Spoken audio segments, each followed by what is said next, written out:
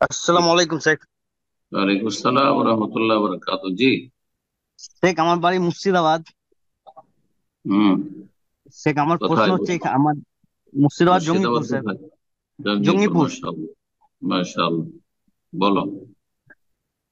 আমাদের গ্রামে একটা মসজিদ আছে। হুম।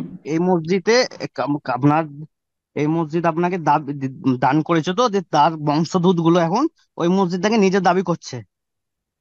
দিয়ে অনেক ঝামেলা হওয়ার পর, বিচার হওয়ার পর ওই মসজিদটাকে ওনাদেরকে দিয়ে দেওয়া হচ্ছে, ওদের ওদের বংশকে। তো হুম। এখন অনেকজন বলছে, অনেক গ্রামের লোক বলছে ওই মসজিদে সালাত হবে না। তো আমাদের মুসল্লি, যারা এই গ্রামের মুসল্লি আছে, তারা কি করবে?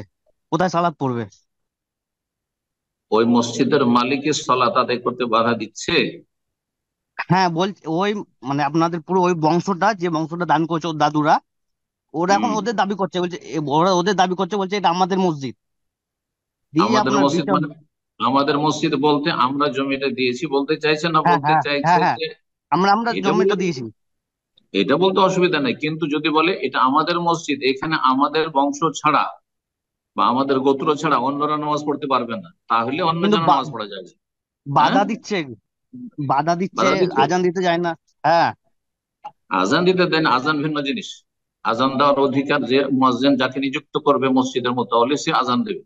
ইমাম যাকে নিযুক্ত করবে সে ইমামতি করবে। অন্য কেউ বলতে পারে না যে আমাকে ইমামতি করতে দেয় না, তো আমাকে আজান দিতে দেয়। এটা ভুল কথা। কিন্তু নামাজ পড়তে বাধা দিচ্ছে, আমাদের মসজিদে তোমরা আসবে না বলছে। সঠিক কথা বলেন। শুনছেন? যদি না শোনেন তা আবার স্পষ্ট বলে দিচ্ছি, আমি মাসলা দুদিকটা বলে দিচ্ছি। যদি সে মসজিদের জমিদাতা যারা দিয়েছেন, তারা যদি বলে যে আমাদের মসজিদ, আমাদের বংশের লোকের নামাজ পড়বে, অমুক অমুক বাড়ির লোকের নামাজ পড়বে, আর বাকি গ্রামের লোক আসতে পারবে না এখানে, তাহলে অন্যরা যাবে না, তখন বলতে পারে যে আমাদের জন্য সেখানে নামাজ পড়া যায় না। কথা বোঝা গেছে না? আর যদি বলে যে না, আমরা হয়তো রেজিস্ট্রি দিইনি, কিন্তু সবাই নামাজ পড়তে পারে, হ্যাঁ সবাই নামাজ পড়তে পারে, কারও বাধা নেই, তাহলে সেখানে নামাজ হবে না। এই ফতোয়া বাড়াবাড়ি ফতোয়া, আমাদের এগুলো দেশীয় কথা। রেজিস্ট্রি করে না দিলে নামাজ হবে না, এতে হবে না। না, যে কোনো জায়গায় নামাজ হবে। সরকারি জমিতে ফিল্ডে নামাজ হবে না, খেলার ফিল্ডে নামাজ হবে না, রাস্তাঘাটে কোথাও বাস ট্রেনে নামাজ হয় না, রেজিস্ট্রিও দিবে নাকি আপনাকে? জায়েজ আছে, অসুবিধা নেই। তবে উচিত হবে যারা দান করেছে তার সাথে সাথে রেজিস্ট্রি করে দেবে। কারণ এরা দুনিয়া থেকে চলে যাবে, তখন আগামী প্রজন্ম হতে পারে অসৎ, তখন তারা আবার সেটাকে দখল করে নিতে পারে। সে মসজিদে নাও রাখবে না, আমরা জমির দাম বেড়ে গেছে আর আমরা মসজিদ রাখতে দেবো না। তখন কি হবে?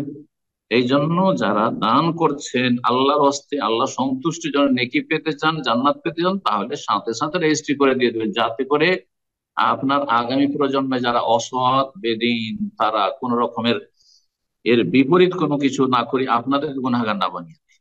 আল্লাহ হেফাজত করুন। বারাকাল্লাহ ফিক।